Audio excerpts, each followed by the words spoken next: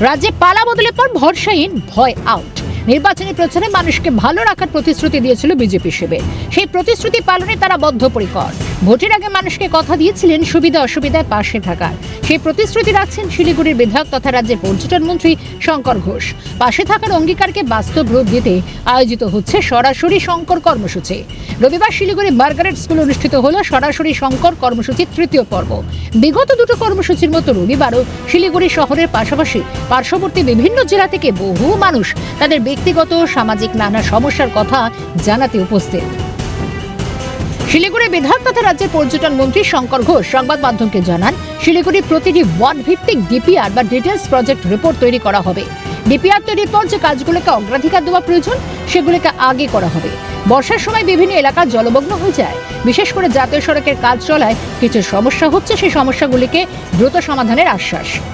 46 নম্বর ওয়ার্ডের বহু সমস্যা, বহু লোকেরা অনেকটাই 46 নম্বর ওয়ার্ডের ব্যাপারে খুব স্পষ্টভাবে আমি বলে দিই যে আমাদের প্রত্যেকটি ওয়ার্ড নিয়ে ইতিমধ্যে অ্যাডমিনিস্ট্রেটর ম্যাম এবং কমিশনার সাহেবের সাথে কথা হয়েছে। আমরা প্রত্যেকটি ওয়ার্ডের একটা ডিটেইলস প্রজেক্ট রিপোর্ট করব। ডিপিআর তৈরি করার পরে সেখানে যেগুলো প্রায়োরিটি ভিত্তিতে কাজ হওয়া দরকার সেখানে করা হবে। এই বর্ষার সময় আমি ব্যক্তিগতভাবে দীর্ঘদিন যেহেতু এই কাজের সাথে যুক্ত, অনেক জায়গায় জলমগ্ন হওয়া, বাড়িতে জল ঢুকে যাওয়া, এমনকি এই এনএইচের কাজ হওয়ার জন্য বেশ কিছু সমস্যা হচ্ছে।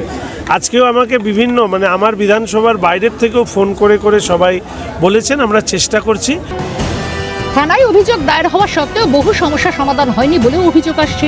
সেই সমস্যা সমাধান করতে আগামী দিনে থানার নিকটবর্তী স্থানে সরাসরি শঙ্কর কর্মসূচির ভাবনাও রয়েছে বলে জানিয়েছেন মন্ত্রী। পুলিশের যা যা ধরুন এফআইআর হয়েছে, কাজ হচ্ছে না ইত্যাদি ইত্যাদি, থানার ভিতরে নয়, থানার বাইরেই। একদিন আমি প্রধাননগর থানার, শিলিগুড়ি থানা এবং ভক্তিনগর থানায় সামনেই আমি কোথাও একটা, আমরা তো সরাসরি শঙ্কর আমি তো যেখানে খুশি করতে পারি। শুধু ওই দিন আমি এক্সক্লুসিভলি এই যে অভিযোগগুলো দীর্ঘদিন ধরে পেন্ডিং পড়ে আছে থানায় বলার পরে, সেই অভিযোগগুলোকে নিয়ে একসাথে আমরা কাজ করবার চেষ্টা করব। বিজেপি করার অপরাধে অত্যাচারিত হচ্ছেন এক বৃদ্ধা ও তার পরিবার। এই অভিযোগের ব্যাপারে জানার পর এ বিষয়ে যথাযথ ব্যবস্থা নেওয়া হবে বলে আশ্বাস দিয়েছেন শঙ্কর ঘোষ। 46 নম্বর ওয়ার্ডের যারা দায়িত্বে আছে, বিনোদ আছে, আজকেই বলবো ওদের সাথে গিয়ে দেখা করে কি হয়েছে এবং এফআইআর হলে পুলিশকে নির্দেশ দেওয়া হবে, যারা এই কাজ করেছে তাদের যথাবিহিত শাস্তি দেওয়া হবে। জমি জমা সংক্রান্ত সমস্যা হোক কিংবা যে কোনো সমস্যা, তার সমাধান সরাসরি শঙ্কর।